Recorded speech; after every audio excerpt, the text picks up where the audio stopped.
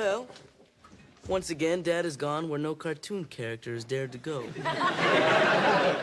The only thing that separates Al from an actual cartoon is that he has a thumb. Come on, honey. Be like Homer Simpson and do. I'm not a cartoon. I'm almost a human being, damn it. Let's rock. Thanks, Dad. Can I get a whooping? Whoa, No Man presents, live from the nudie bar, the Married with Children podcast.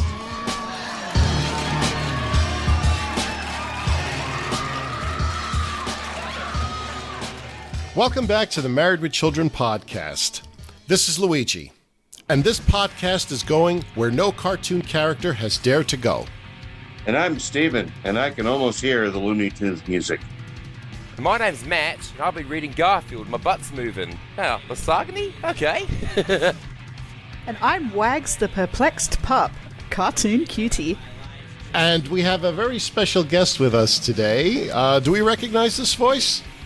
Yeah, forget all that. You know what the real Al Bundy would say about all this? He'd say, I'm not a cartoon. I'm almost a human being, damn it. Welcome back, Alex. We're not worthy! We're not worthy! We're not worthy! We're scum! We suck! Thanks, man. Good to be here, guys. Great to hear your voice again. Good to have you with us, Alex. You too, man. Podcast fans, this is a very special edition of the Married with Children podcast. On May 13th, Deadline.com announced an exclusive that an animated revival of Married with Children was in the works, with all 4 members of the Bundy cast signed on. This new take is written by Family Guy executive producer Alex Carter, who will serve as the showrunner. Sony Pictures Television, which owns and distributes the original series, has been working on the animated project for over a year and closed deals with the quartet of Married with Children stars before taking it out. This was like a bombshell news to all of us because obviously we thought that this was dead and that the podcast would end in 2022 or close to 2022. My mind was blown, and we thought that it would be good to have a podcast to talk about this. And Alex, thanks for joining us. I think the podcast fans really would like to hear your thoughts on this as well. Oh, thanks. Yeah, thanks for the invite. I never know what to make of things like this. Like, I'm from the horror world where we hear things like this all the time and it never really comes to fruition. So it's odd. I just think it's so strange that I'm not fully on board with believing it. But if it is actually happening, I think it's definitely strange. When Michael Moy was talking to us, he said people want to see the Bundys frozen in time. Now that's kind of what they're doing, I guess. But it's weird because I never thought of it like that. I guess I'm so used to all these reboots, Cobra Kai and Fuller House and the Roseanne and all that. Like, I never thought of needing them or wanting them to be like they were when they stopped the show. So that never occurred to me, but I guess that's what we could be getting. Although, Al, anybody who's a Simpsons fan will know this. Like, Al is not going to sound like Al from 1997. Peg is not going to sound like Peg from 97 or Butter Kelly. They'll be almost unrecognizable in that sense. It is interesting. At least, I guess you could capture that moment in time. And I'm interested to see if they actually are going to keep these guys young. Is Bud still going to be like 20 something years old? Is Kelly going to be 25 or whatever she was? Like that, there's so many questions here, and like, why animated and why is this getting over the legal humps? And I don't know. It's just a very strange thing. So I'm dying to hear what all you think about all those aspects. Yeah. Annabel, like, what are your thoughts on this? I think I'm still processing it. My initial reaction was, what? Like, animated, okay. And then I went through sort of a miniature, 7 stages of grief or something, I don't know. But I thought, they're coming back? Question mark. And I was just filled with so many questions. And I mean, we have to make clear that nothing is set in stone at this point. So it's just a hypothetical, but it looks like it could be a thing. But then I realized, hang on, if they do it as an animated series, that works for several reasons. I'm sure one of which will be discussed about how Michael Moy mentioned keeping it, as it were, sort of frozen in time, that kind of thing. Another reason is because Christina has a condition that is going to limit her from doing things on screen, and she'll probably all out retire after this current series of Dead to Me wraps up. Things like that, and I thought, okay, this could work. Yeah, just kept playing over and over in my head. I mean, you can probably hear it. I'm still like, what? I'm still processing it, and this is, the news is barely a week old, and I've been so busy up until the last couple of days that I haven't had time to actually sit and process it all. But if it happens, I mean, I'm all for having my favorite cast back in a room together, so to speak. But on an animated show, they're not going to be really on screen together. You're just going to hear them. So, and I honestly don't know. I don't watch enough Family Guy to know the Family Guy's work, so to speak, because I think he came into it after Family Guy had started. I don't know what his work is like. And then I also anticipate what the general public are going to say. Oh, is it going to be too PC? Is it going to be the same, etc.? And I can just anticipate all of that and all the feedback from various people out there. So, yes, I'm still processing it, but I'm cautiously excited. And I hope if it does come to fruition, they do it right. And one of the things I do want to talk about, I guess, as we get through this is, like, what do we think as superfans, how to do it right? So I think we'll get to that as we get along. Stephen, your thoughts? I like what Alex said, and I kind of agree with that. Is I'm still skeptical because they still have to work out so much for it to work. And, news travels fast with the internet nowadays. And quite often what you hear there doesn't actually come out the way you think it was going to come out, or sometimes it doesn't come out at all because they have a lot of stuff to work through. As far as animation is concerned, Annabel mentioned that the cast won't be in the same room together. That could be a bit of a problem because with live acting, you have chemistry between characters.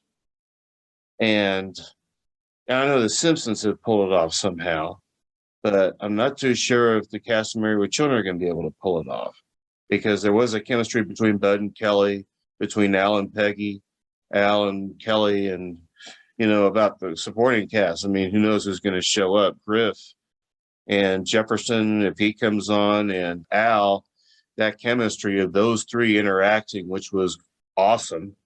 I don't know if they can replicate that in an animation. Very good concerns. Matt? Oh, well, Luigi, everyone. Okay, so when I first heard the news, naturally, especially as Married to Children's first run ended when I was only 6 years old, ended back then, well, I was naturally optimistic because thinking, wow, new Married to Children material. I'm so excited. Now, obviously, I thought to myself, I'm glad they got the original four cast, because if any of the original four are absent, any four out of the original four, I would refuse to watch, because I'm sorry, but no one else can play the Bundys besides O'Neill, Seagal, Applegate, and Faustino.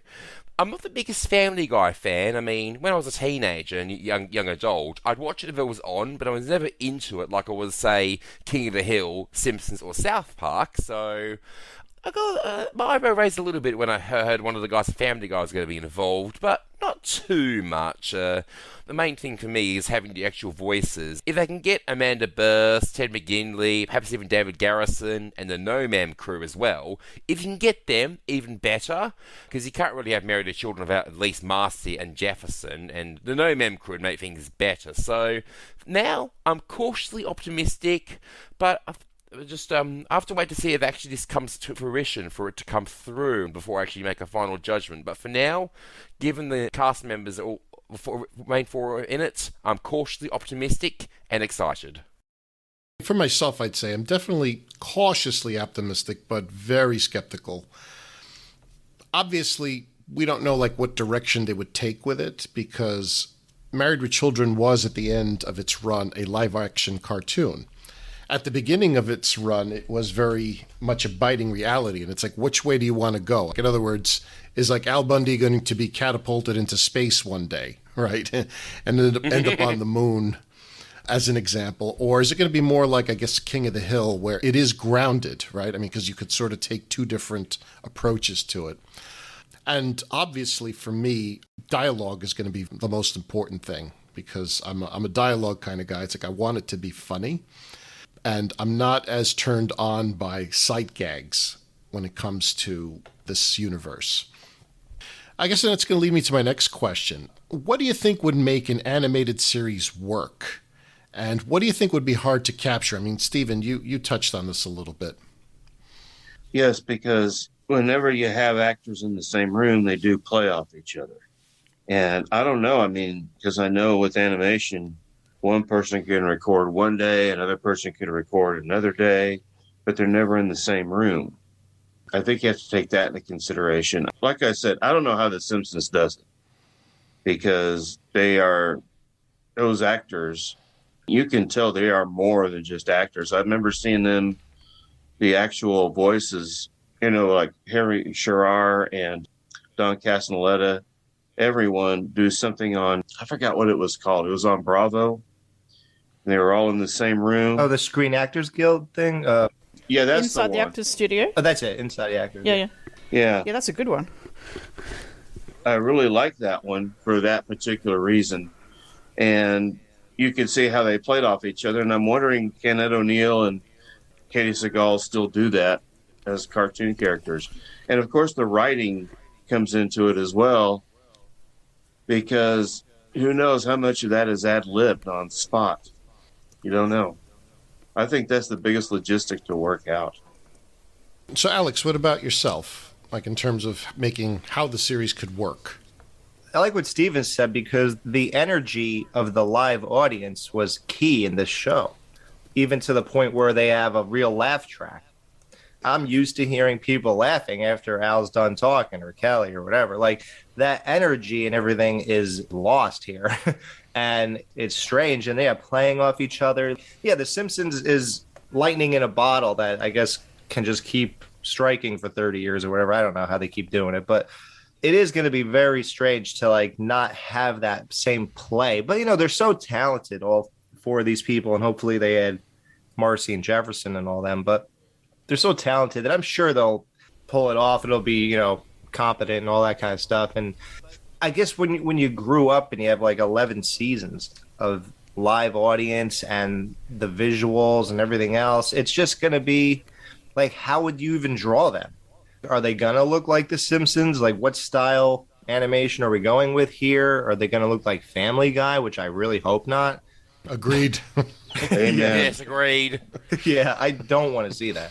And so it's going to be very touchy with all these types of, like, one mistake can just turn us off, Like, it just raises too many questions. The idea that they might get them all right is really slim. So I have my concerns. Yeah, that's similar valid with me concerns. as well. I'm really worried about how they're going to be drawn and if they get it quote unquote right. And also, you mentioned the live audience, Alex. I think obviously animation can't have a live audience because it's a terrible strain on the animator's wrists. But Well, they can do the Scooby-Doo route where they had the fake canned laughter. oh, No, God, please, that no, used to no. annoy me to hell. Amen. But in lieu of a live audience, maybe that means that the episodes and the jokes will be a lot snappier. There might be some quicker references and jokes, and there will be sight gags. I mean, hopefully there's a lot of, if they go this way, if there's a lot of in-jokes that we could pick up on, or they just have like a quicker show where everything is, it's just quick and it's just joke. But all these things, that's why I'm cautious about it. Right. Matt? So personally, the way the show should look, basing on cartoons I'm familiar with, I hope they looks the most like King of the Hill, because the characters in that show actually look like real people, right down to the characters having thumbs. So if it looks like that show, I'll be happy. If it looks like King of the Hill, I'll be happy. If it looks like South Park, I probably won't, because I'm sorry, I like South Park, but that's not Married to Children. If it looks like Family Guy, just don't. And also, No canned laughter, please. I mean, I tried that in like the Flintstones and Jetsons in the early days of animated sitcoms, and don't get me wrong, I like that, but that's just cheesy. Yeah. Yeah, that would be a nightmare. Yeah, so which leads me to another question for all of you. Who do you think needs to come back in order for there to be magic? So they said that they've signed down the initial family. Now, I mean, to me, you need Marcy and Jefferson, and whether it's Amanda Bierce and Ted McGinley, or hold back. I mean, what if David Garrison returned for a period? Oh, let me get Jerry on here. Yeah. Well, in an ideal world, I would love for all 7 to return. Yes. Yeah. Me too. I mean, but how's Marcy going to have 2 husbands, right? She is kinky, though. Well, Yeah. you could have Steve move back in as the Bundy's other neighbour. You could have David Garrison come back in that way. But, like, what are your thoughts in terms of characters? Now, I mean, if Chris were on, Chris loves to talk about how the third act of Married with Children, so seasons 9 through 11, were when we had the best characters. So, for example, Gary from the shoe store, Griff, obviously, some of Amber, Ariel, Miss Hardaway. right. I mean, even the mailman, right, Alex? Yeah. How about they get Mr. Groot to come back like she still didn't die? Yes.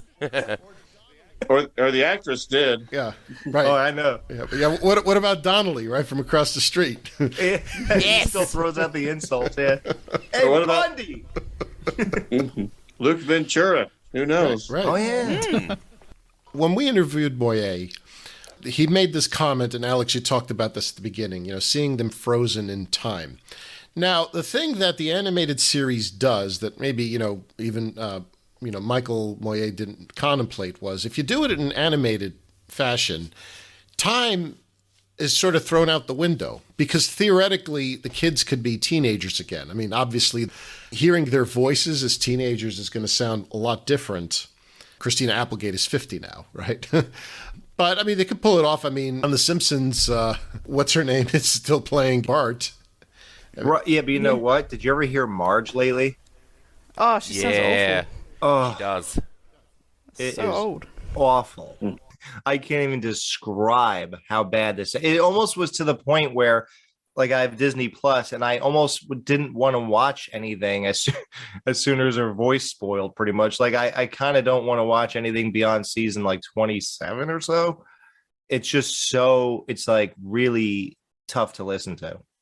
But she was one of the older ones when they started that one. Yeah, Julie Kavner, yeah. Mm-hmm. So, I mean, like, that's one of the things. So, what's interesting about doing it in an animated way, they could take many different directions, and I just wanted to hear from you guys, like, what you would prefer. I mean, I think we might all have different preferences. Theoretically, they could set the series back in the 80s and 90s.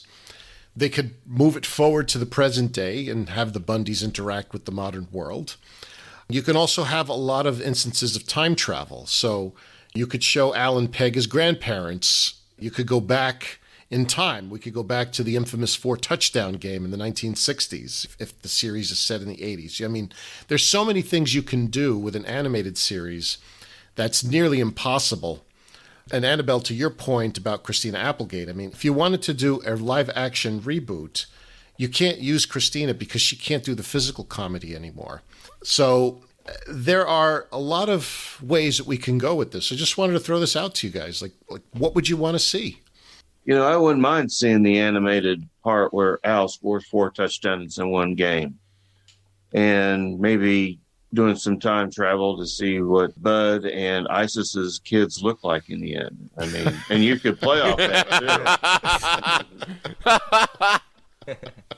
too. So, yeah, you do have a lot more leeway that way, but I still don't know about pulling that off. Again, I'm really skeptical because so much has to be worked out. And I would like to see, and I think I'd miss the chemistry between the characters. I think I would too.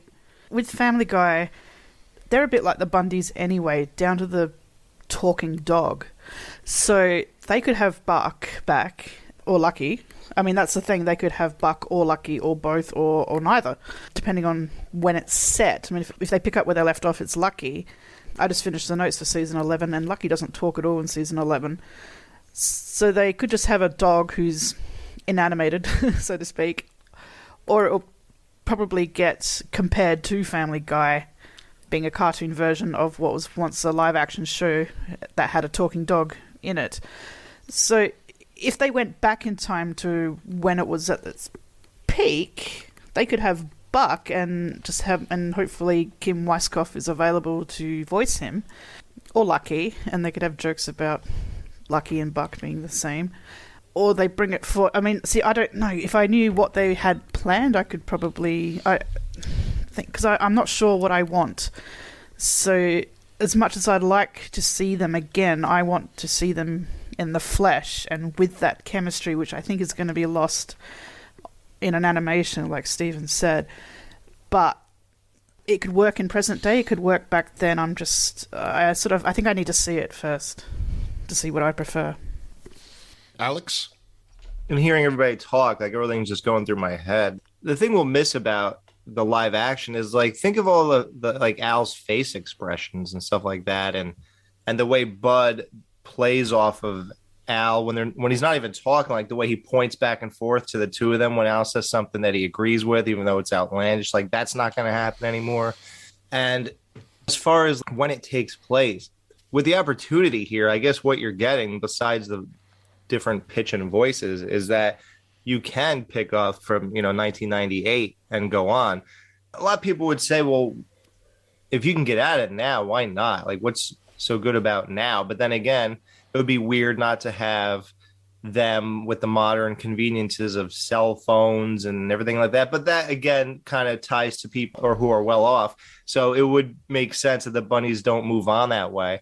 And when you look at a show like Cobra Kai, like the main character, Johnny, is not savvy with all of that stuff. He doesn't even know what hashtags are or anything, or Ubers. He doesn't know what an Uber is. So it's like, that kind of reminds me of what the Bundys would do.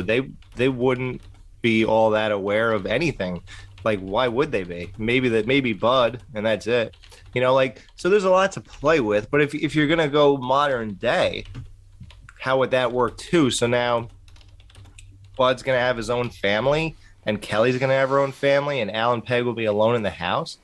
Like, I don't know. I don't think that would be something anybody would want to see. Like, are they just constantly going to visit the Bundy house with either, them alone or with their kids or something? Like, I think you almost have to be frozen in time, I guess, and just keep it when they were younger. Otherwise, it's completely different in the weirdest of ways. I don't know. I do think it opens up some other avenues. I've always had the joke of Al Bundy in the modern day world trying to find Psycho Dad streaming somewhere. Example. But stealing Wi-Fi from the neighbor, something like that.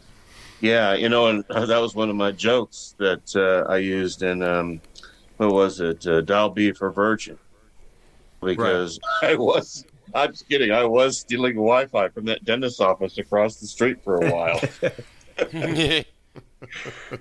They wised up. I think they figured out a lot of people were stealing their Wi-Fi. We touched on this before a little bit about supporting characters. So Griff, Ariel, Amber, Gary, how do you think that they would be worked into this universe? Because one of the things we just said was, maybe if you go back to almost the classic days when Kelly and Bud were teenagers, right? I mean, those characters weren't necessarily there. So, I mean, either you get to revise the canon. Alex, I remember that was a big topic during your era with Jamie in particular, right? Talking about canon. A reboot allows you to revise the canon. Like, what if you begin the series and you have Kelly and Bud as, let's say, 14 years old, 15 years old, and now it's Griff in the shoe store, right?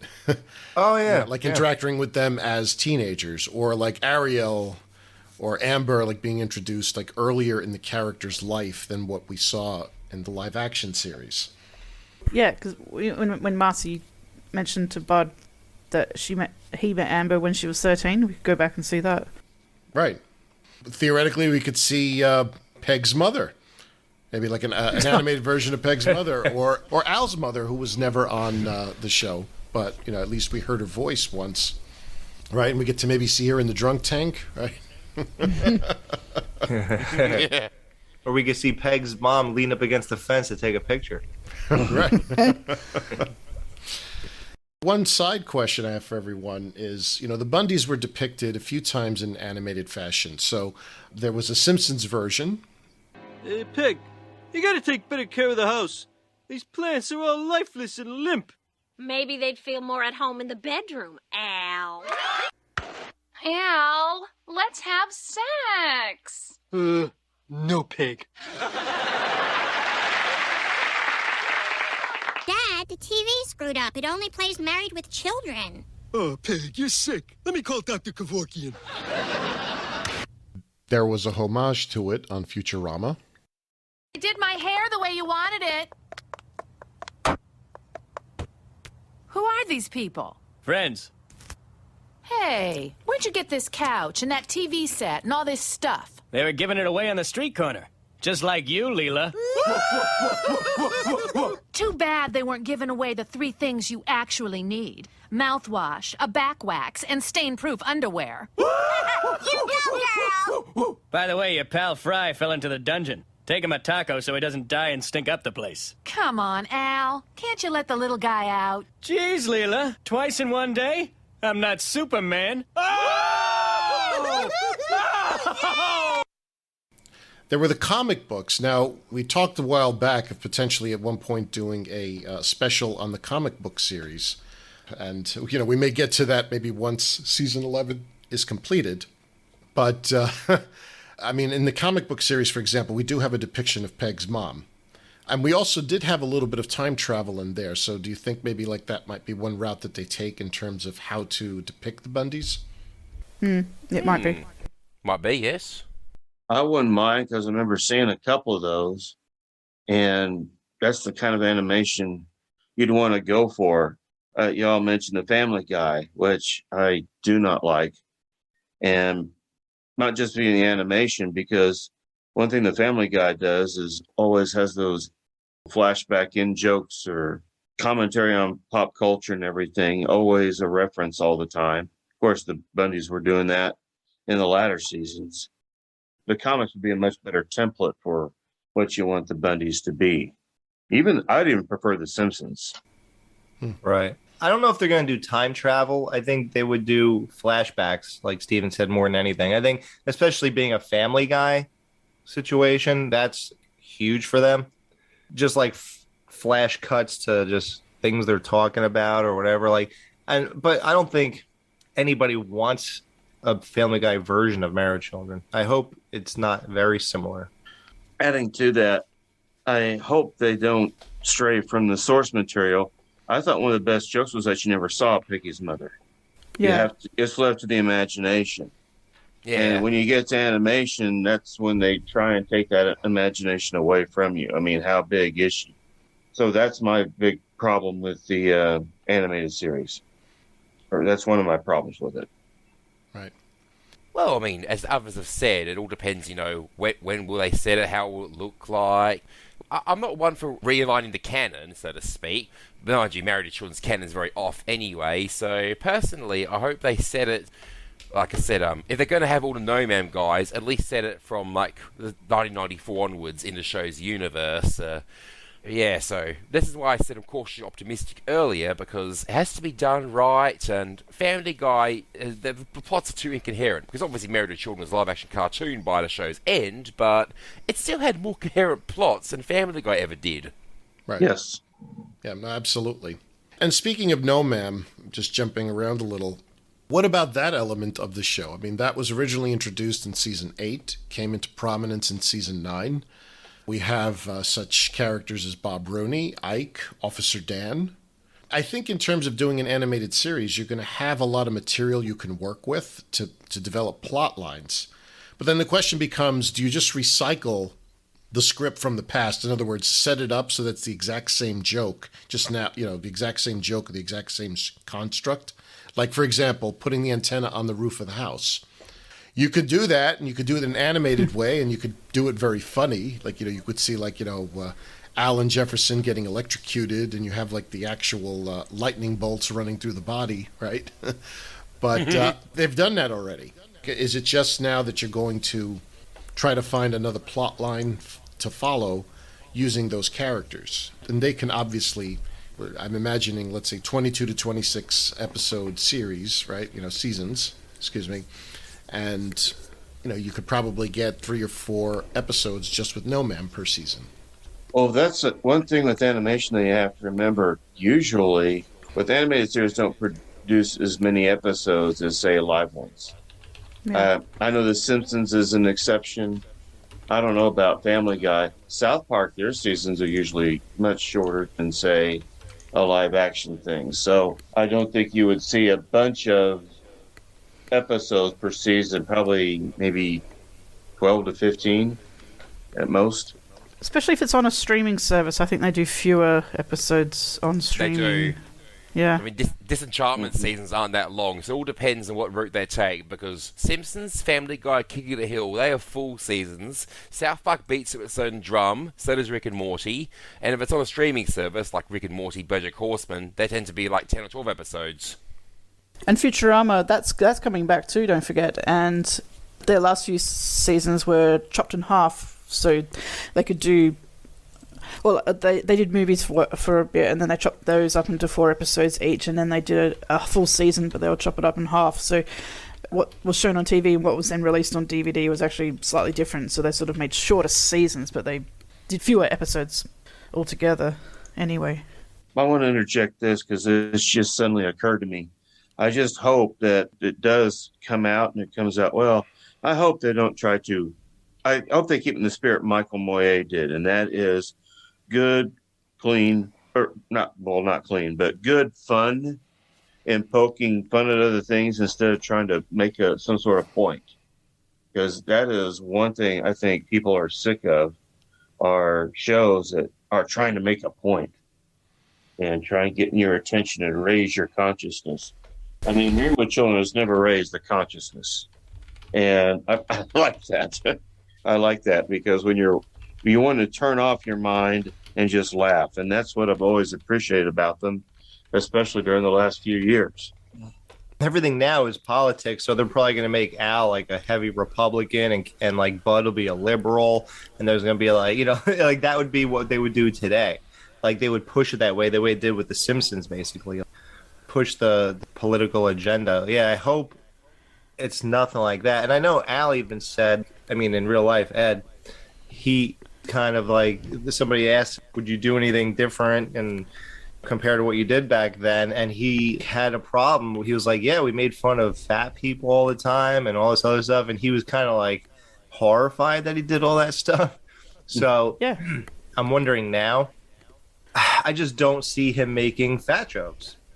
A woman was in the shoe store and 3 women were orbiting around her, like I don't think he's going to say stuff like that. So it's the politics and the PC thing will impact this, even as far as what Ed's willing to do. So yeah, there will be an impact, and it's not going to help the show, I don't think. Yeah. No, unless they find really good writers or producers who can work around that and find other things to joke about. Otherwise, you would have to set it back in the 80s, 90s to make those jokes. Or you have to be political or make it very clear that you are satirizing things. You've got to make it very, very clear these days that if you're going to be satirical about something, you've got to make it very clear that you're a satire or people take everything at face value. So one of the main things I'm worried about is it needs good, solid writers, and not like, say, season 11 of Married with Children, which had a bunch of new writers just fresh out of college, and they either hadn't seen the show in the early days, or they've just written to the stereotypes, or just the standard jokes that they are familiar with, and that's why it sort of came off a bit weaker, and they just had the obvious gags. I want it to be sort of better than that, if that makes sense. Yeah, and those are great points that you make, Annabelle, about audience. To me, I feel like if you want to go the route of political incorrectness of back then, It's almost impossible because the audience is today's audience. I mean, when the jokes were made back in the 80s and 90s, it was playing to that audience. Many of us were around back then, and we remember that style of comedy, and we find it funny. But I'm going to say take an 18-year-old watching this. Let's say, or just forget about the animated series. Just go back to the original series itself. Watching, let's say, season 3 of Married with Children, 18 years old today, present day, 2022. How do they react to that? They've grown up with a different view of comedy. And are they mature enough, quote unquote, to understand that? Myself, as an 8-year-old, Alex, I think you were like 7 or 8 years old when you started watching it, right? I mean, I would say the most I can remember is 11. Yeah. Okay. Annabel, you were fairly young as well. I mean, Stephen, I know you said you were in college. Matt, you were a zygote. I mean, gleam in the eye. You know what I mean? It's like as a generation, we were used to a certain type of comedy. If you remember when we interviewed Jennifer Lyons, she said that she loved that type of comedy, and that type of comedy is not done anymore. And for myself, for example, growing up in the 80s, I was watching a lot of reruns of shows from the 70s and 60s. I was watching old movies. I didn't get cable television until the early 90s, so I was watching broadcast television. So you had a lot of this old stuff that played. And I was very familiar with it. I was very familiar with the comedy of the 1940s, for example, the 1930s. Someone who's 18 years old today has never seen any of that stuff. I mean, most of them haven't. You have to play to that audience. And that, to me, is going to be one of the issues about how the show gets written, because you have to play to that audience. There is a series of YouTube videos, not a whole lot, but a few of them, of people like young people and today's women, like 18 to years old, 11, 12, watching Married with Children, hearing some of the jokes, and to look at their facial expressions, they're like laughing and shocked at the same time. So I think you really hit on something there.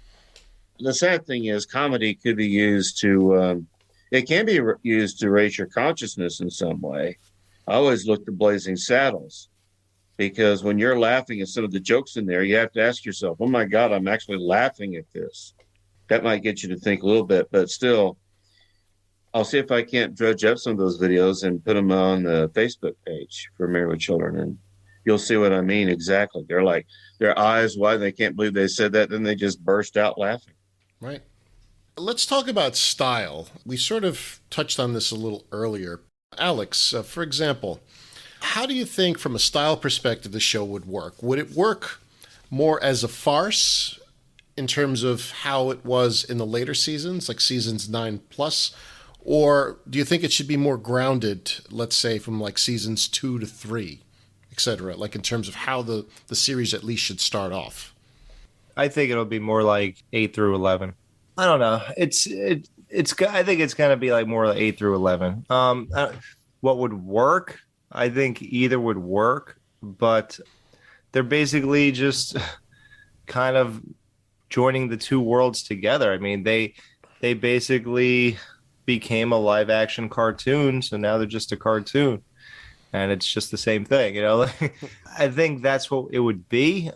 But what would you want, I guess, is my question. Right. I guess that you could do more with 8 through 11, and since 8 through 11 is good enough, I guess it would fit better, and you could explore more.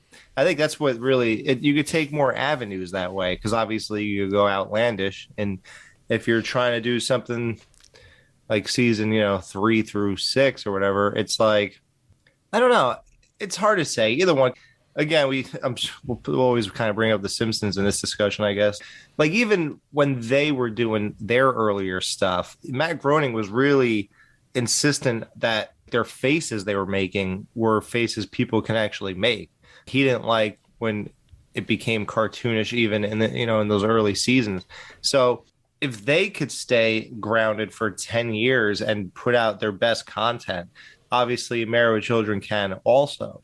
But I think the expectation, Married with Children, like what we think of them, I think the perception of Married with Children is going to shape this show. It's not what they really were or anything like that. I think it's the perception and what maybe people would expect. And you got to remember, when you mentioned the audience they're going for, yes, they're going for a new audience. They're not interested in us exactly, the people who watched it back then. But of course they are, because why would anyone watch it if they didn't know the original show? But I guess it doesn't matter. I suppose a new show is on and people watch regardless. But will it still be called Married with Children? I don't even know. It's just like they're going for that audience, but they're also catering to today's audience. So it's like a weird mix. And it's like, what do you do exactly? If you have to stay PC and you have to stay grounded and it's a cartoon, what do you do? I don't know. It's a tough one. That's something I would have to like sit in a meeting and like bounce ideas off people for hours to really figure out the best approach to this. It's just something I can't even, again, like Annabel, I haven't given this that kind of thought because I don't really exactly believe it's going to happen. But yeah, I mean, that's all I can come up with at this moment. I would hope that it was that if they got the Bundys back, that it's the Bundys as we know them, regardless of what time it's set in, but it's, you know, the Bundys in the Bundy home, and they don't take these characters and put them into outer space, for example, in a completely different time zone or whatever. I mean, I just want it to be as it were. I mean, either set back then or set now, but it's the Bundys in the Bundy home. They just haven't taken these characters and put them in a entirely different place. Unless they can think of something really good that would work, but I'm skeptical about all that kind of stuff. And on a similar note, would they keep the same theme song? Because that was expensive and they had to replace it once already on the DVDs.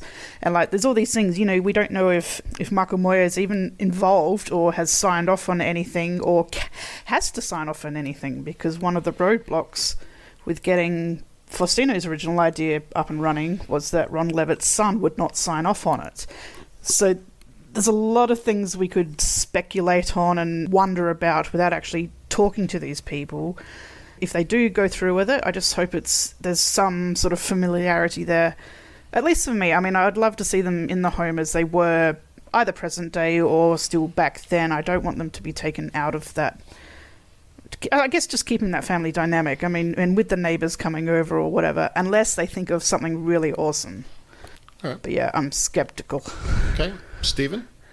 I'm really skeptical on this one, too. Just because of the whole dynamic of it. And we're talking about a continuation, not necessarily a reboot. Like, you're going to want to pick up where you left off. That's it, more or less. And when you have a reboot, usually there's some significant changes. Of course, everyone's grown up. That's not the case with this attempt at reboot, because it's timeless. You're not confined. I think I'm losing my train of thought here. Yeah, this is the kind of question where you do lose your train of thought. Like, I felt like I was doing the same thing. Yeah, like I don't know. I'm like floundering here. I don't know. It's a lot. Like I said, it raises too many questions. Yeah, I mean, look, I don't think there's a right or wrong answer for any of us. I'm just curious to know what each of us thinks. Matt, I mean, like, what are your thoughts on that? All right, so in terms of where I want the show to go, in terms of style, personally, I don't want them to be some sort of outlandish setting, unless, as Annabel said, they can really pull it off. So I'd like them to be in the same house. And as for change the situation, obviously if Kelly and Bud are their own families and they visit, like, say, an All in the Family after Mike and Gloria moved down and had Joey, that would be a change of situation. But I think I could live with that if it was done well. And as for the style of comedy, now that's a tricky one. See, I'm obviously the freak of the group, and then I discovered it in reruns late after it ended, so I'm not exactly an original viewer of the show, and my sense of humour is not the same as most people from my generation. I'd be up for the show's humour. I'm not sure how I will translate, because people my age tend to know me as the guy who loves Married to Children. I've converted a few of my friends as fans, but most of my friends are like, Of course, Matt. Or, oh, you still watched... How many times have you seen that show? Are you a Family Guy fan, Matt? Well, as I mentioned earlier, Annabel, when I was a teenager and young adult and I had Foxtel at my mum's house, I'd watch Family Guy if it was on. If it was channel surfing and I found it on, I'd watch it, but I never actively hunted it out like I did with, say, Simpsons, South Park, Futurama, King of the Hill, Rick and Morty, Beavis and Butthead. The list goes on and on. So again, it depends on, like, is Moyet involved? Will any of the original writers come back? That's another thing. See, if they get any of the original writers back, aside from perhaps some of the one-offers in the later seasons, that'd put it a bit higher up in my book as well. Just so many factors. I'd love to see as much original comedy as possible, but at the same time, I understand that a lot of people my age and younger would react differently. So, as you said, Luigi, a 16-year-old today in 2022 would probably react differently to 16-year-old me in 2007. Right. We all are a product of our time. I mean, because one of the points in the article from Deadline.com is that they mentioned that Sony TV recently took this route of a reboot with another classic sitcom, Good Times, which they say will be produced by Netflix. Now, to me, having been a fan of Good Times and watched it again in reruns in the 80s, I mean, to me, Good Times is timeless. It is a time capsule of 1970s comedy. So, to me, like, again, not having seen it, it hasn't been released. How would you do that? Would you want to do it in the present day? But the comedy of Good Times was the comedy of living in Cabrini Green in the 1970s. So how do you capture that in the modern era, like almost 50 years later? It'd be interesting to see the route that they take. I mean, personally, I always liked the comedy of, I'd say the early seasons, especially seasons 2 through 4. But I sort of agree. I mean, if you're going to go the animated route, probably, and at least with the characters, it's going to be a later seasoned universe. And then how the direction of the comedy is going to be really dependent on which way they want to take it. Now, there was a couple of comments made out on the internet. And Annabel, was it Twitter or Instagram where you sort of conversed very briefly with Jerry Cohen? It was Twitter, yes. So on the 17th of May, Christina Applegate tweeted about this from the Deadline article. She didn't say anything about it. She just posted the link to say that the animated series was heating up. And Jerry Cohen replied to her and said, possibly the strangest idea I've ever heard. And I replied to him and Christina, because she was in on the conversation, but she didn't reply to either of us, just FYI. But I was replying to Jerry Cohen, and I said, yes, I'm conflicted. By the way, have you been approached to be involved? Knowing that he probably hadn't, but I wanted to at least have a conversation with him and get him to say something. And he said, and I quote, "Oh no, there would be no role for a live-action director on an animated series. Nevertheless, the necessity of this eludes me." And that's how I feel. I mean, the necessity of it eludes me too. I want them to be back together, but in a room together or whatever. But there is no necessity for it. But we live in an age of nostalgia where things are getting rebooted left, right, and centre, and people are desperate for new content and they want things to come back, and they want, we want more Married with Children. I mean, I see it every day on my page and on YouTube, everywhere. But because of all the things we've already discussed, we're just not sure it would work. We have to wait and see. Well, let me throw this question in. Let's talk dollars and cents. All right. So now you have the 4 main cast members. Think about it. They don't have to go into a studio. They can record dialogue in their home studio. How much work could it be a week? Maybe a couple hours worth of work? Probably a good paycheck for all of them, anyone who's involved with it. Most of the work is going to be on the animations. To them, it's like, hey, it's a job. I'm going to make some money off of this thing. And obviously, there's going to be marketing around that, and maybe there'll be, I don't know, lunch boxes, and there'll be, maybe like a new line of bobblehead dolls in their animated likenesses and that kind of stuff, right? like I can see that. Yeah, this is a brand, and I'm going to make some money off of it, and I'm now introducing it to a younger generation of people who will be spending money. Who knows? Maybe there'll be like a Nintendo Switch game for it. I don't know, Alex. Alex, what do you think of that? From the money side of it, That's definitely a plus. Doing it from home and everybody making money without putting many hours into it. And that's definitely probably something that attracts all of them to this project. But not to go off track, but I do have a million other questions. Like, for example, why is this okay to do? What was the holdup with the married with grandchildren or whatever all those years? But suddenly this is a green light. Like you said, is Michael Moye signing off on this? Is that kid of Ron Levitt signing off on this? Next. What do you want for Christmas, little boy? Well, I want an end to pollution. Let's start here. Huh? Always remember that Santa hates you. Yeah, what's he gonna do? Make me a shoe salesman?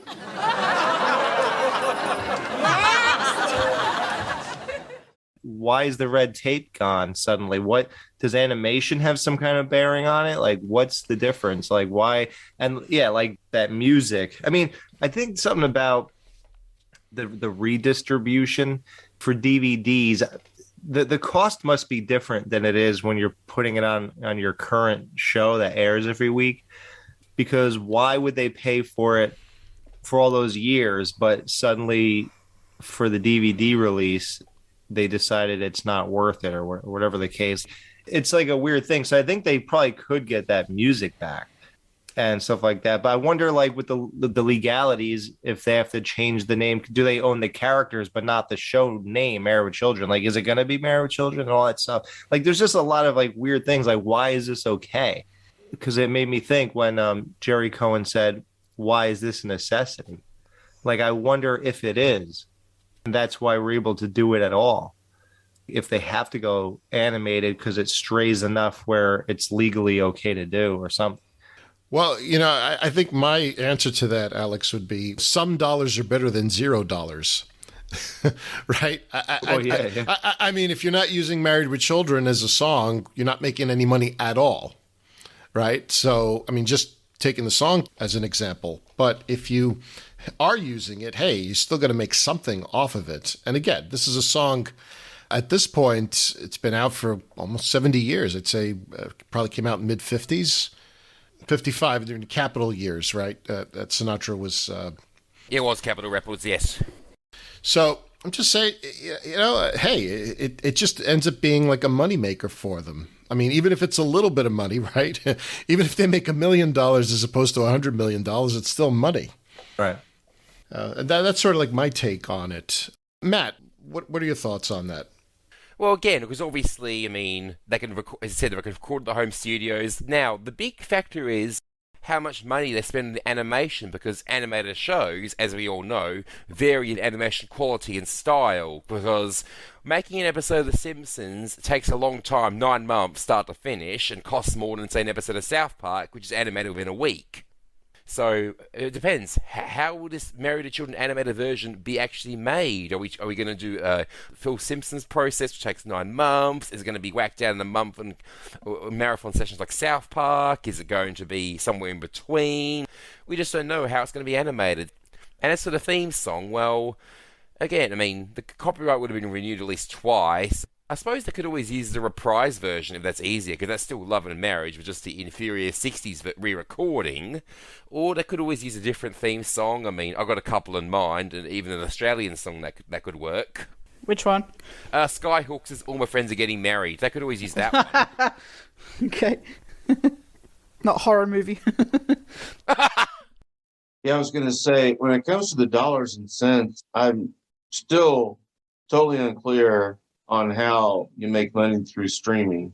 I know Netflix has done it successfully to a certain extent, at least until recently. But I just don't know how all that works. So I'm just kind of in the dark how they could make money. You know, you've mentioned Jared Cohen.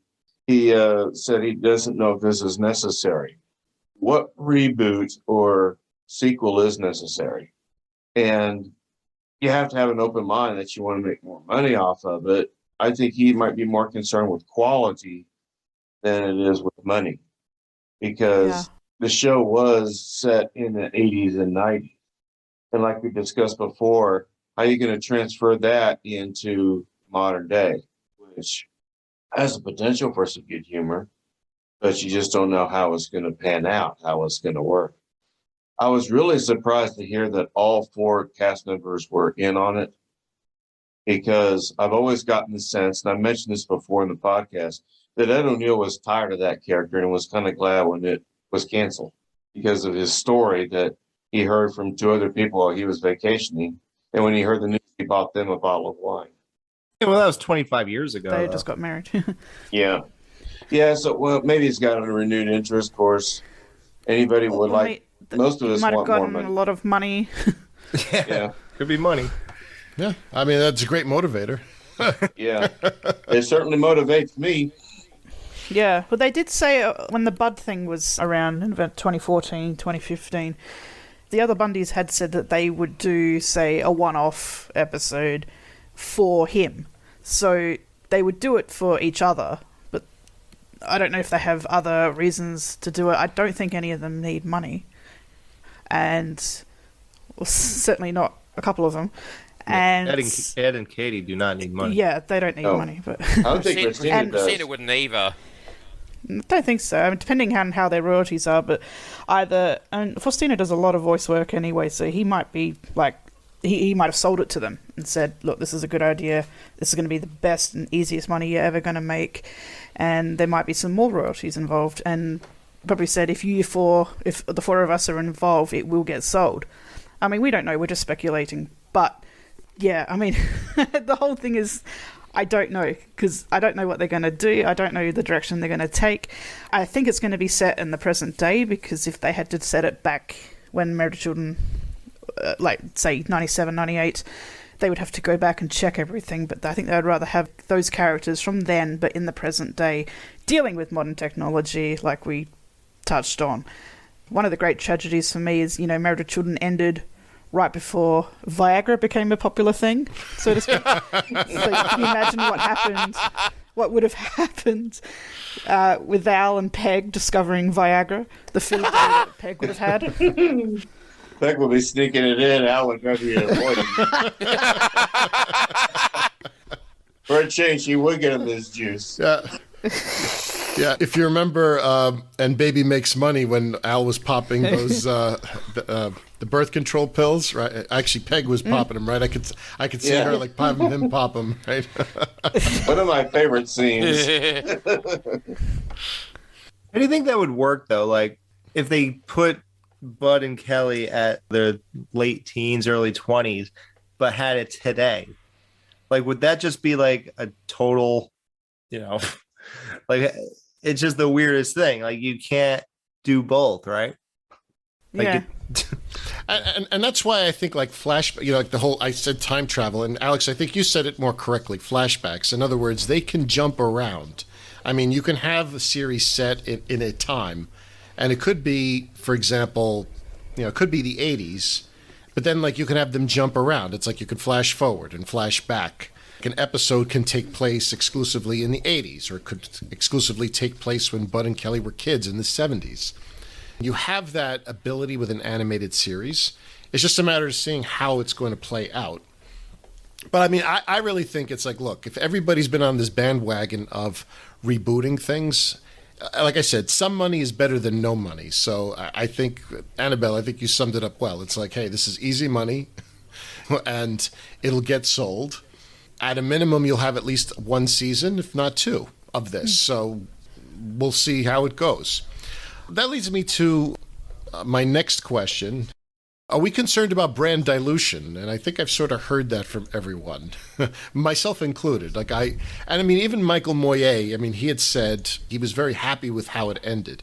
But, I mean, if he has to make a decision in this, I mean, part of it could be, well, hey, if there's some money to be made, why not? If everybody else is making money. So I don't blame them. But are you concerned about brand dilution? I'm not too sure what you mean by brand dilution. Could you explain that a little bit more? Like if it's going to be a pale version of what it used to be. So Married with Children itself is a brand, right? And we have the jokes and, we have people's remembrances of it. So now all of a sudden, if this thing ends up being a clunker, is that going to taint the memory of Married with Children? Because it's like, well, this animated series really sucked. Does that take away from the work that had been done through their 11 seasons of the live action original? I would. That's the danger when you go into that stuff. Fuller House, never really watched it. I was not a fan of the first one, but that didn't seem to work very well. That was brand dilution. And nothing's worse than a TV series that's going out the door, but they're still trying to cling on to things. I think Married with Children did that in seasons 10, 11 heavily, although there are some gems in there.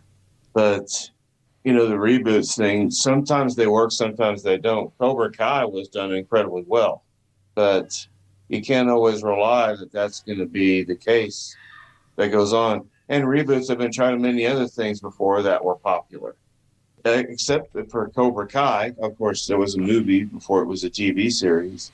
That's probably one of the few exceptions to the rule. Maybe The Connors would also fall in there, but usually reboots, and to take something from being live action to animated, I hope this doesn't insult their ending even worse. I thought Married with Children went out ignobly, and I hope this doesn't add insult to injury. That's what I hope as well. I mean, one thing people say a lot is Married with Children never got the final episode they deserved. I don't know if this animated series will touch on that, if they'll wrap it up and be a short one series wonder, one season wonder, and have a final episode of sorts, or if this will even fill that void. So again, I don't know. I'm looking forward to what their ideas are, but I don't know if I'm going to like them. I think it's going to be more in the vein of Family Guy, but I hope the characters at least look more unique or look more how we know them. I sort of watch Family Guy, but my main problem with it is they take jokes too far. They don't know when to stop the joke sometimes, or a lot of times. And that's what I fear, amongst other things. The one thing everyone's kind of glossing over is that no one's really addressing the fact that it's like the Family Guy people. I guess none of us are huge fans, so no one has any real reference points to make. Not really. I mean, I haven't watched it recently, no. I imagine Tyler is. Yeah. One guy not here. Yeah. But like I said, they don't know when to end the joke, Family Guy, and some of it just goes on, and then it's not funny anymore. I like some of their snappier pop culture TV references. They're quite cool. But I can sit and watch Married with Children until the cows come home. With Family Guy, there's only so much I can take. Right. I don't know what that says about me, but that's just the truth. Right. It tells me it tells everyone that you and I have the same criticism of it. Right. Because sometimes Married with Children could do that too. Sometimes, but not to this extent. Apples and oranges comparison, in my opinion. Now, Alex, you're a huge Cobra Kai fan, right? So, I mean, Stephen had made the point about, I feel like Cobra Kai, since it's been such a popular series and it's done very well, it has increased or actually added value to the original brand. Like, in other words, there's an interest with the younger people going back to the original Karate Kid movies because of Cobra Kai. And you see, that was my whole question about the brand dilution. My concern is that if it's done well, I think I'm just hearing a general skepticism from all of us. I feel like if the animated series is done well, that could actually translate into dollars for them, for people going back, who are, again, those 16, 18-year-olds today, going back and looking at the original series if they have never done it before. But if it's done poorly, the reverse would happen. But I mean, Cobra Kai, I think, is a great yardstick. I mean, like, what are your thoughts on that? Well, now they would just subscribe to Peacock or something to go back to the old one, to the old show. I mean, it wouldn't, like, I'm not sure if it would even translate. If this show is so great, is everybody going to subscribe to Peacock or I don't even know if it's still on Hulu too or something, but yeah. Will people who love this cartoon, who are young, then seek out the old show. I'm not necessarily sure they would. I don't know if young people think that way exactly, or if they make those types of efforts, or if they're that motivated for something like that. I do, but I'm not as young as I used to be, and I'm not most young people. See, I mean, I did when I was 16, 17, but then again, as I said before, I was not like most 16 or 17-year-olds, so much has changed in the last 15 years. I mean, back then it was about buying the DVDs, now it's just about streaming, which may or may not generate as much money, and just... like a lot of things in this reboot idea, just so many things up in the air. Yeah, but I'm almost thinking that a 16-year-old who, let's just say, for whatever reason, did what we're saying, and if he watched one of the greatest episodes ever, he thought he could, I'm not even sure that it would strike him the same way, and he might go, I like the cartoon more. I'm just going to wait till next season for the cartoon, and that's it. I'm not even sure that style of writing or humor or anything would land with a 16-year-old today. Like, I don't really think so. It might be, I don't know. It might be the kind of thing that you had to be there. I agree. Alex, I wholeheartedly agree. I mean, sometimes, we've had discussions about the podcast, and I always say to Alex, our style of the podcast is a little different. I mean, Alex had a rapport with his co-host, which predated the podcast. I always felt like your era of the podcast, Alex, was a little more fun because it was more like interactive banter. We're a little more technical in the sense that, we go through the episode and we really dissect the jokes, and we're more heavy on references and whatnot. And I just think that's the nature of the beast. Also, I think, as the seasons went on, the nature of the show changed, where like there was very little pop culture at the beginning, right, compared to the later seasons. So just to be fair, a 16-year-old watching, I don't know, let's take a season 7 episode that was heavy on pop culture. Let's say the Fuzzy McGee one, right? I thought that was one of the great podcasts that you did, right? For 2 reasons. One, I mean, you really made me think that, when Ed O'Neill, and hopefully in 100 years passes, how are people going to remember him? Like, I feel like the news media will probably use the scenes from that episode. Right. So I think you're spot on that. But, there was so much, Stacey Lipp, I think, wrote that episode, and there was so many cultural references on that. Is that going to land with, an 18-year-old unless you're an English major? No. I don't think so. I don't think so. No. Like, there'll be kids who haven't heard of Married with Children, let alone heard of other TV shows that existed in the 60s and 70s.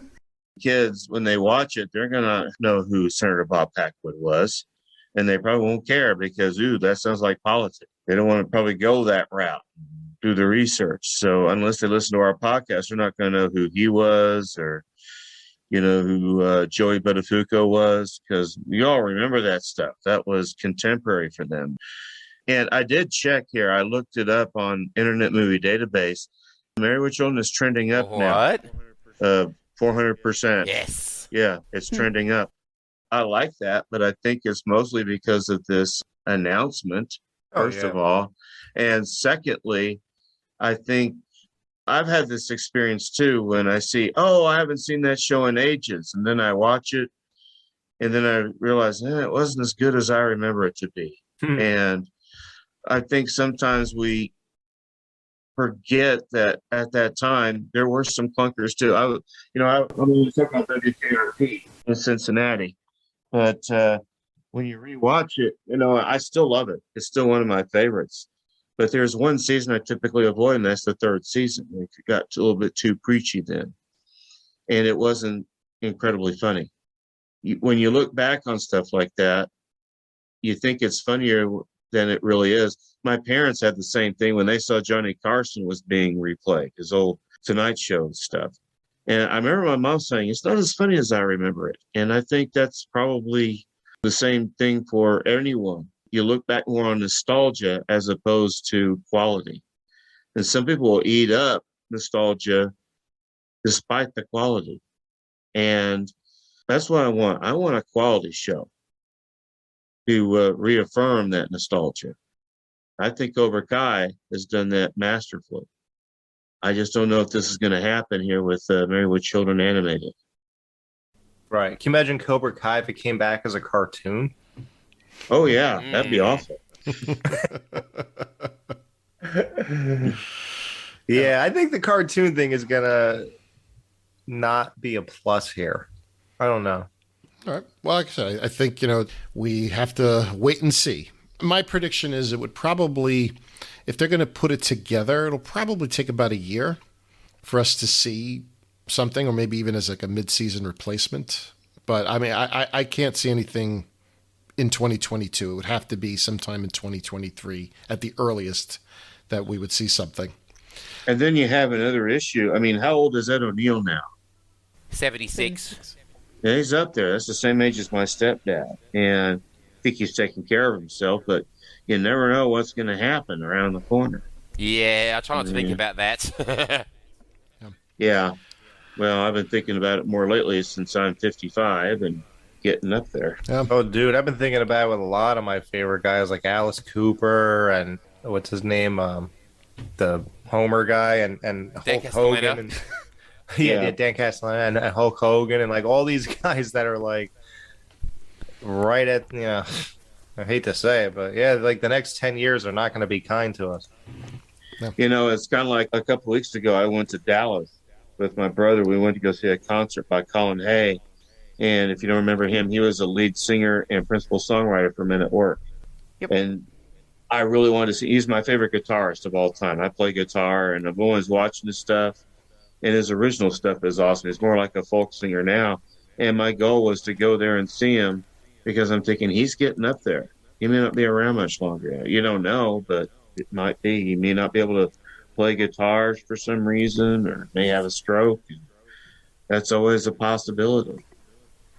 Colin Hay even looks like Al Bundy. No. That brings up a point, though. Maybe they're doing this, and they said yes to this because time is running out.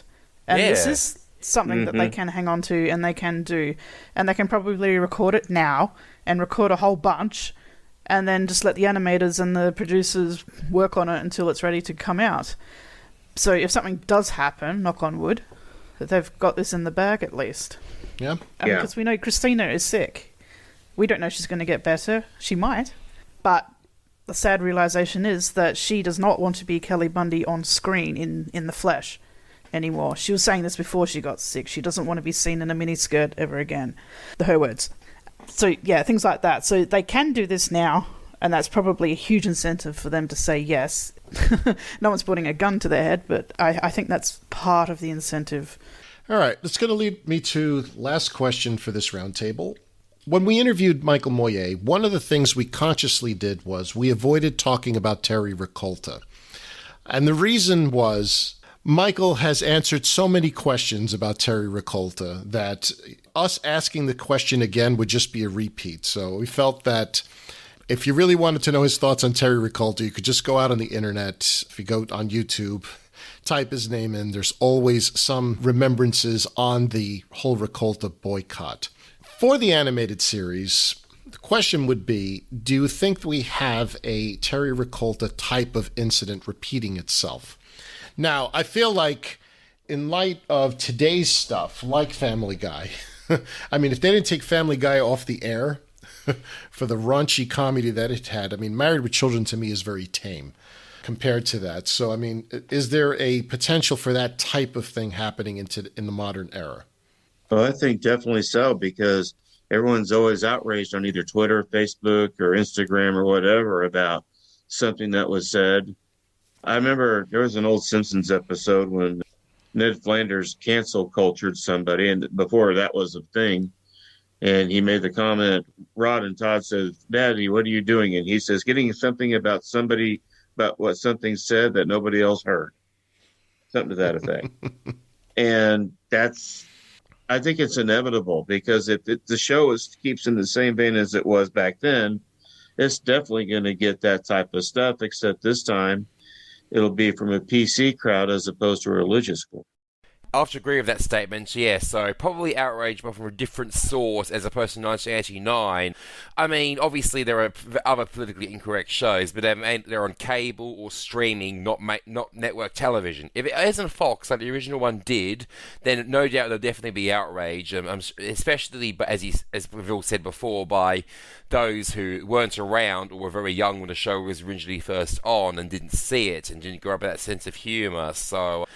I'm not a dad yet, but let's say 30 years from now and I've got kids of my own and they're grown up, they'll be like, Dad, why do you like this show? It's all this and all that. And I'm thinking, hey, watch this in here. I can see my own children, and when I have them, criticising me for liking Married to Children myself, so there. Or you could say, oh, that was a great show that was on once, and 25 years after it ended, they came back with an attempt at an animated version, and it sucked ass. So we won't talk about that, but we'll just watch the original show. That might be that might be one thing, because this could all fall through and be crap. Yeah, I've already got podcast stories that I tell my kids. That's for sure. Hint, hint.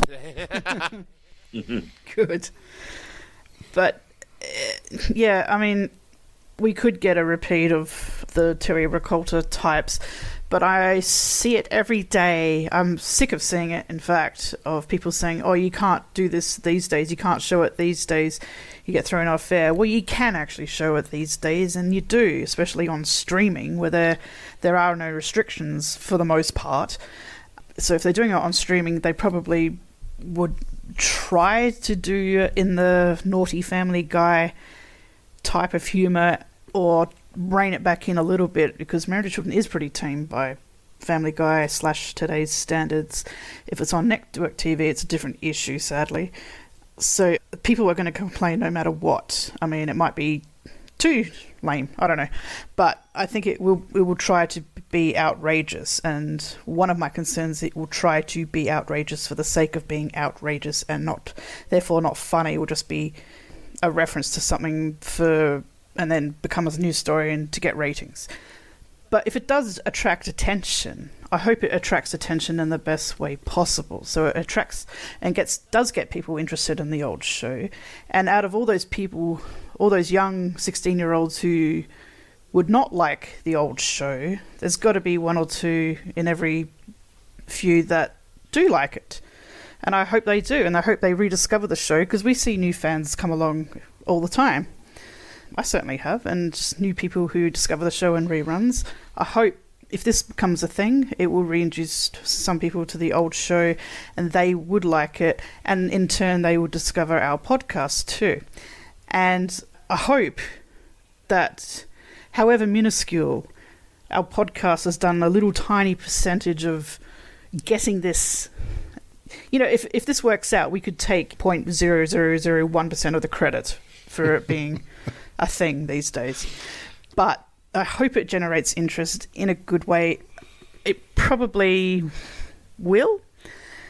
But like everything else, I just don't know. I mean, you don't know how people are going to react. You can't be offensive for the sake of being offensive. If there's some point behind it, maybe. If it's a very good comment on society or life, like Married to Children has done. But Married to Children was never a political show. It was nothing like that. It was just a funny show. So as long as they can come up with the goods, they can cut the funny mustard, I would look forward to seeing what happens. And if people are going to be offended by something that's not offensive, that's what I don't like. Just the whole thing in general, I just don't know. I'm excited, but I'm cautious, and if it fails, we just don't talk about it ever again. Yes. But, yeah, I'm looking forward to the press about it as well. I like it when that generates interest, and then, if you watch the entertainment news shows, they might show some old clips, and that stuff is crack to me. I live on that kind of stuff. I want all this old footage that we haven't seen before, so I try to look for the good in things. So I'm an optometrist, I look at the pants and pretend they're half full. Alex. As far as like a Ricolta, I don't think so. I don't think, like you get things like the Joe Rogan thing you heard about recently and stuff like that, but I don't really hear anything show-wise.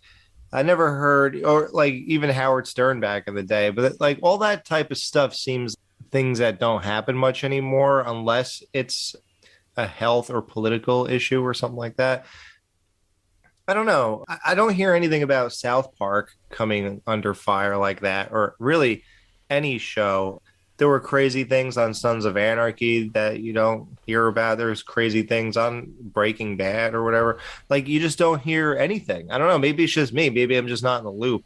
I don't hear about things like that anymore. So I would say no. I don't think a big stink will be made over this. Like Beavis and Butthead, when the kids set the house on fire because of that show. Like that is just seems like a sign of the times, and that's kind of all ended in the 90s or whatever. Like I just don't think it happens much anymore. And everybody said if it's on streaming or whatever, then who really has any say over anything? And crazy stuff has been on TV since Married with Children. It's still pretty outrageous because when people say it's tame by today's standards, it's just like what they're doing. Making fun of fat people is tame compared to what you've seen now on TV. But making fun of fat people is still kind of outrageous. And it's definitely, you can't even do it anymore. So that shows that alone is something. So I don't really like see that happening. But as far as like the impact this will have on the old show, listen, I hope it does generate interest in the old show. And yeah, like I think Annabel said, some 16-year-old, that show's going to jive with them, you know, even though it's from 87 or whatever, and they're going to get it and they're going to love it and stuff like, because we know it is good. It will happen. I don't know if it'll happen in droves or anything, but it'll happen. It'll get a new audience because of that. And hopefully they stick with it and they don't just see it just to see what it's like and go, oh, yeah, that's cool. And then go off and do something else and forget to ever watch it again. Anything could happen. But yeah, that's basically my take on it. I just hope it's just not a show that we all say the show that shall not be spoken of. Hopefully it's not that bad, but I can't imagine. It seems to have competent people behind it. You got the talent of the original cast. And with people's health issues and ages, maybe this is the only route to go. So hopefully everyone knows what they're doing. Do you still watch The Conners, Alex?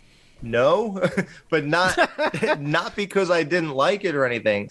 Me and my wife, we were doing good with going on Hulu, wherever it is, and then we blast through 2 or 3 and then call it a night. But then we just forgot to go back, and sometimes I'll mention it and she'll be like, well, I really wanted to watch this right now though, and I'm like, oh, okay. And then now it's honestly it could be 7-8 months since I've seen it, and I'm like at the part where Darlene became like a boss in her plastic factory or whatever that is. Oh yeah. Yeah, she became like a manager, and then there was like a girl who's really a guy or something. Like, what was her boss or something? Like, yeah, her boss is trans. Yeah. Yeah. So I'm like right there, 3 episodes past when she got that promotion, and that's it. So I don't know. Has a lot happened? Okay, so there's probably at least a good half plus, or even a whole season you haven't seen. Oh. No, I just think it's still a trip that Peg Bundy is on that show. Right. And spoiler alert, she's now married to Dan Connor. I mean, that's... Really? Yeah. I'm sorry to spoil that for you, but it's a bit of a head trip. But it's interesting because The Conners is a successful reboot. And Futurama is coming back again. And now Married to Children is potentially coming back. So Katie Sagal is fine for work until the end of time because she's involved with all of these projects. Oh, yeah. Hello, everyone. Chris Gunter here, the Married with Children podcast. And I was not able to join the rest of the crew to record their thoughts on the animated series. Fortunately, the Rona finally got to me. I was able to avoid it for, I guess, about 28 months, but finally got to me, so I wasn't able to join everyone else. But this is such an important topic, I did want to stop in and give my thoughts on it. And I've listened to the points and concerns raised by Alex, Luigi, Stephen, Matt, and Annabel. And I agree with a lot of what they're saying. I think they've raised some very valid points. Everything from the writing to the chemistry, animation, support characters, the laughing track and things like that. They're all valid points. I guess I'll start with the writing. I know it's the project is being head by a guy named Alex Carter, who worked on Family Guy. I'm not familiar with Alex Carter myself, but if he works on The Family Guy, I assume he's talented. Personally, I'm not, I wouldn't call myself a fan of The Family Guy, but I have watched it, and I find it to be very funny, the episodes that I have watched. It's the kind of show I don't really watch religiously, but if I'm flipping through the channels and see it, I watch it and get a good laugh. And I've enjoyed watching Ted as well. That was put out by Seth MacFarlane. So I'm not familiar with this Alex Carter guy, but hopefully he understands the show. I think it was Annabel who said that in season 11 of Married with Children, in particular, you could tell that a lot of the writers were young college kids who maybe didn't necessarily understand the show, and this was their first writing project, and they were making Al and Peg and Bud and Kelly say things that they wouldn't normally say in the earlier seasons. So that's my biggest concern with this new guy, is hopefully he actually understands Married with Children. Some of the other points that were made, I think it was Steven who mentioned the chemistry with live action characters. You lose that, whenever two performers are working together on a stage, or 3 or 4 performers are working together on a stage, they develop chemistry and play off of each other. Well, whenever Ed O'Neill or Katie Seagal are sitting at their home studio, you lose some of that chemistry. So it'll be interesting to see how it works out. One of the other points that someone brought up was the laughing track. And I think that's a very valid point, because one of the many things that made Married with Children very funny was the audience interaction. And you could totally tell that the actors fed off of that. And of course, you could put in a laughing track, but you lose some of the organic nature of the live studio audience. And I'll explain what I mean by that. When Al Bundy is sitting there eating a toothpaste sandwich, you can hear the raucous audience going wild, and you can actually hear someone in the audience go, no, Al, don't do it. That wasn't planned. There wasn't a producer or a stagehand with Married with Children that said, hey, somebody say, no, Al, don't do that. It just happened because it was so funny. And with a laughing track, you would kind of lose some of that. That is a valid concern. And I believe it was either Alex or maybe Matt that mentioned, what are the animated characters going to look like? I also think that's a valid concern. Hopefully they actually look like real people, like the King of the Hill route versus the Family Guy route, or the South Park route, for example. So hopefully it actually looks like Al Bundy and Peg Bundy and Bud and Kelly Bundy as well. So we'll see how that turns out. Now, I will say, all these concerns are valid. I think there were good points made by everyone. With that said, let me just say this.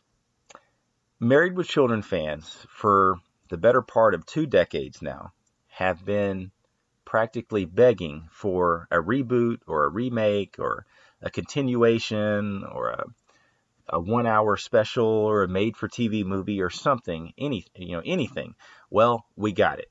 And I think we should embrace this with open arms. I think making it animated does present some challenges, no doubt about that, but it also presents a lot of opportunities that are not possible if they were to try to do it live action.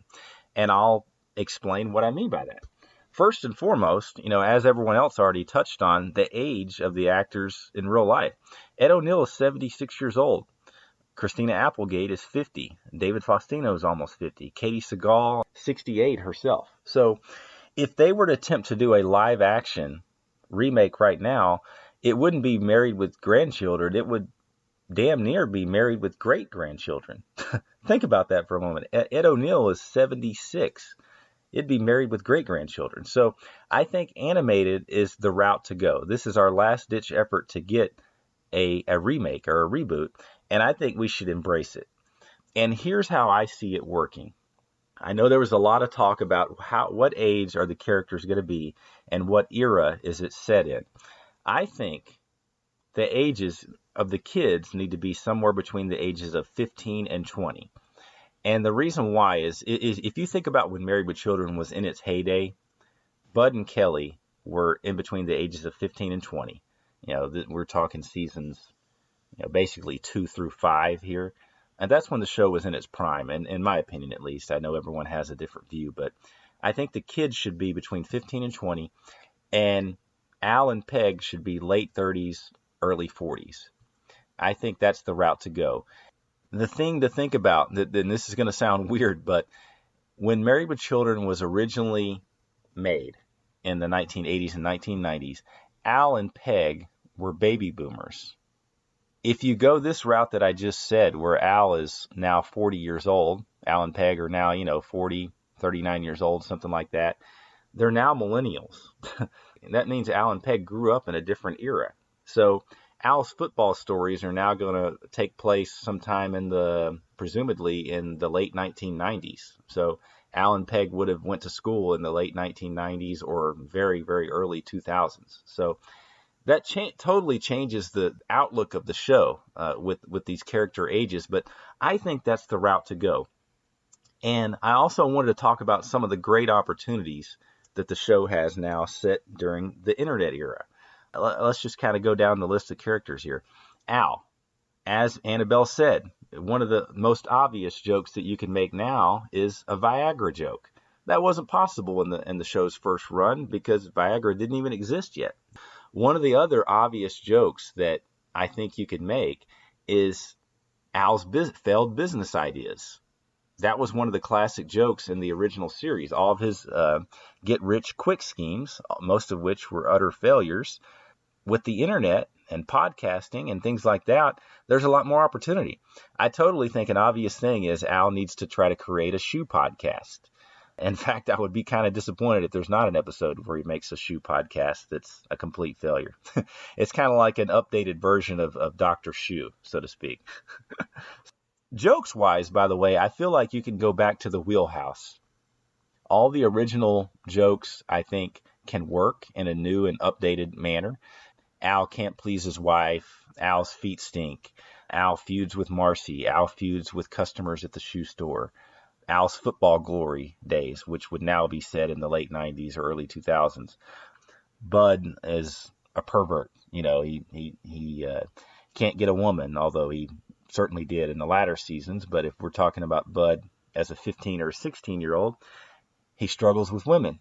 And now in the internet era, there's a lot more room for more jokes like that. Bud has access to the internet. He has new ways to be a pervert. I could see Bud on Tinder and Bumble.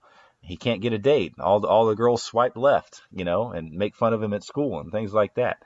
Peg Bundy. If we think that Peg bankrupted Al back in the 80s and 90s, imagine what Peg could do shopping-wise with access to Amazon and eBay and Facebook Marketplace and all the other countless ways to shop online nowadays. I mean, every company that exists has an online website where you can go shop now.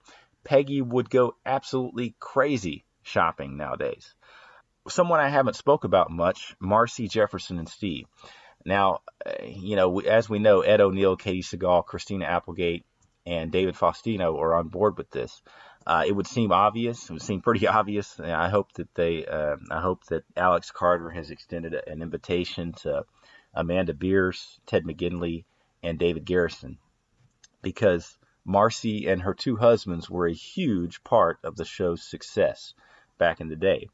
And I do think, I know someone said, well, how can Marcy have both husbands? Well, I see Marcy being married to Jefferson, and I see Steve, making some appearances and trying to get back with her. And that could be one of the few, in addition to Marcy's feud with Al, she could be feuding with her ex. And, one of the last times that we saw Steve, he was a driver. He was a sort of like a limo driver, or he was driving for that Lincoln, the Lincoln Town Car, I believe it was, for the guy in the car wash episode. So I see Steve, an updated version of Steve. I see him being either an Uber driver, a Lyft driver, or even a taxi cab driver.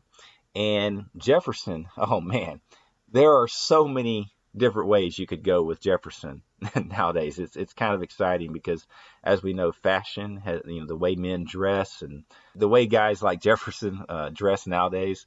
There's a lot of options there. I see him being a pretty boy, just like he was in the 90s, tanning, styling his hair, maybe even some tattoos up and down his arms. I see this updated version of Jefferson, who's basically like a male gigolo.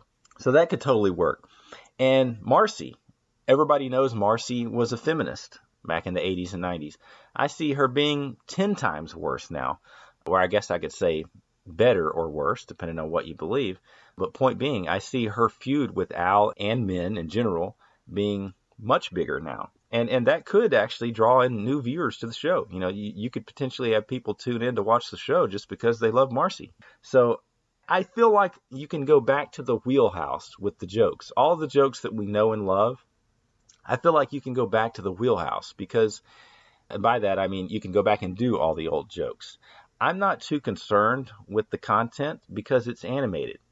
When you make an animated show, you can push the envelope and do things that you could never do when it's live action. If you don't believe me, just turn on The Family Guy or turn on South Park or even The Simpsons. You can do things that you could never do if it's live action. And if Terry Ricolta or someone like Terry Ricolta wants to call for a boycott, I say go for it. Because in the end, people are going to decide to watch something. Whether or not somebody wants to watch something, they're going to watch it. You're not going to stop them by calling for a boycott. And I think it could potentially bring in new viewers to the show. Now, granted, by and large, what's acceptable in society has changed over 30 years. But there's ways you can make the joke that that maybe you didn't have to worry about, 30 years ago. For example, I know one of the biggest hot button subjects is, Al making fun of fat women. Well, the way to do that joke is a fat woman walks into the store and starts making fun of Al. She makes fun of him because he's balding, or he makes minimum wage, or he can't please his wife, or his children don't respect him, or whatnot. And then Al fires back with, well, at least I don't have 3 other women orbiting around me, or what have you. Pick from the buffet of fat women jokes that Al said over the years. You can make the joke work. There's always a way to make it work. That's my thoughts on that. The single biggest decision for the show, though, that's going to make it or break it, is how old are the characters and what era is it set in. And I stand by my beliefs that the way to make the show successful is make it set in current time, which ushers in a whole new era of opportunities with the internet and technology and things that are available now, as well as it changes the alignment of the characters a little bit when you talk about traditional Al Bundy as a baby boomer and now he's a millennial. I realize some people aren't necessarily going to like that, but I just feel like if you make the show set in the 1980s again, or 1990s, you're going to rehash some of the same jokes as before.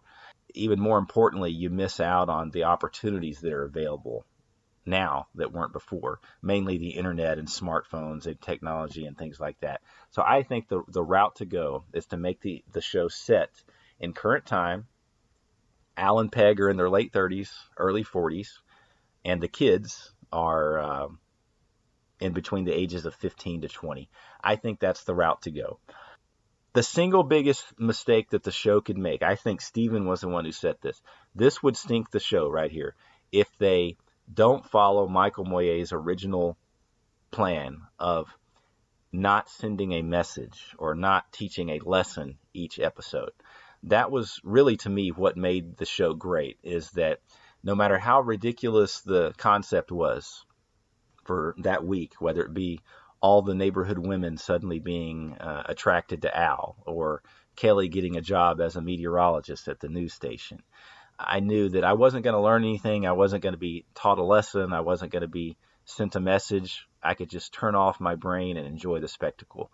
And I think they need to, if nothing else, they need to stick with that, because if they go the route of trying to teach a lesson or send a message, that's going to sink the show. So that's the biggest mistake they could make. So yeah, hopefully they don't go that route. Support characters, I've spoken in great length about support characters seasons 9, 10, and 11. I think there's a lot of opportunity with that. I will say this. I don't want to get people too excited, because nothing is set in stone and nothing is official. Everything's still up in the air, and we're still probably at least a year away from getting anything. But I will say I have been in touch with Jennifer Lyons, Harold Sylvester, and Juliet Tablak, and all 3 of them have expressed some interest in throwing their name into the hat for the Married with Children reboot animated version. So again, I don't want to get people excited because nothing's set in stone, but those three have definitely expressed some interest to me when I spoke to them about being involved. So, and I do think it would be a big tragedy to not have, at the very least, Harold Sylvester involved, because the character Griff was such a huge part of the show's success in seasons 9, 10, and 11. And Amber and Ariel are 1A and 1B as far as Bud's best girlfriends in the latter years of the show. You know, you can go to any Married with Children page on Facebook or Instagram or anywhere right now, and I can guarantee there's going to be a topic about either Ariel or Amber, one of the two. So they're very popular. It'd be great to see all three of those back, as well as the No Ma'am guys, you know, Bob Rooney, Ike, Officer Dan. It'd be great to see, unfortunately, the actress who played Gary is deceased, but it'd be great to see Gary back in some form. It'd be great to see Miranda Veracruz de la Hoya Cardinal back in some form, but we don't know. We don't know what's going to happen. So it would be great to see those back, though, if those characters back, if Alex Carter happens to hear this. So, but those are my thoughts on the show, on the thought of an animated reboot of Married with Children. I think everyone brought up some very valid concerns. I would count myself as cautiously optimistic, but at the same time, I am very excited. I think the fan base should embrace it and definitely give it a chance. You know, we've wanted a reboot for many, many years, or a remake for many, many years. And I realize this is maybe not the form that we thought we might get. But at this point, given the stage of life for the actors and actresses involved, I think this is the best that we're going to get. So I think we should embrace it and enjoy it for what it is. And I look forward to hearing back from our listeners' thoughts on everything we spoke about today. All right. And that's the last word on that. So I'm going to address this one thing. One of the questions that we got on Facebook was about the future of our podcast. So we are committed to completing the podcast season 11, and we will be on hiatus in the summer of 2022 for a little bit while we record and produce and get some stuff in the can ready for season 11. You know, once we get to the end of season 11, I mean, I think the consensus was that if we had some other interviews, if people got back to us or reached out to us and they were affiliated with the show, and we could have an interview or perhaps some specials, you know, maybe some roundtable discussions or other things of that nature, we would continue. There would be some additional content after we completed the series wrap-up. With an animated series, at this point, we don't know. So if there is an animated series, I mean, do we review each episode of the animated series? Do we review a season? I think the answer at this point is we don't know. And we don't know in what form, because it will be new content. So Sony TV may not take too kindly to our podcast format. we don't know. So that is something to be determined. But for those of you who have been faithful listeners of our podcast, we really appreciate it and appreciate your patronage. And we appreciate just that you tune in and listen every week. Before I close out, I just want to thank Alex again publicly. Alex, I hope you've been very pleased with us. You know, we've been caretaking your podcast now for 3 seasons. And oh, yeah. Oh, it's... hope that we've kept your vision alive and kept the spirit alive. Yeah, it's been great. Like you guys said, you go way more into the details and dissect the references and everything more than I ever did. You know, I made definitely solid attempts. Like there was a time when even before I met you, I definitely deep dived into a couple things here and there. But then there are definitely things I'll listen back to and I missed. Definitely in like that first season, I didn't even mention that chick in one of the stewardesses was Mick Jagger's wife. And then I remember I eventually figured it out, or somebody said something and I mentioned it on the season 1 wrap-up show and stuff like that. So there's definitely things that I totally missed along the way. And like, you know, Annabel knows everything about like if somebody like Stacey Lip was somebody on a show or whatever. I never knew any of that stuff. It's a totally different show. And like with you, how you explored any reference. I didn't do things like that either, but I definitely thought the ones I thought I don't know, like stuck out to me, I guess. So it's definitely like a totally different show and things like that. But like somebody said, it was probably meant to be. Well, it is meant to be.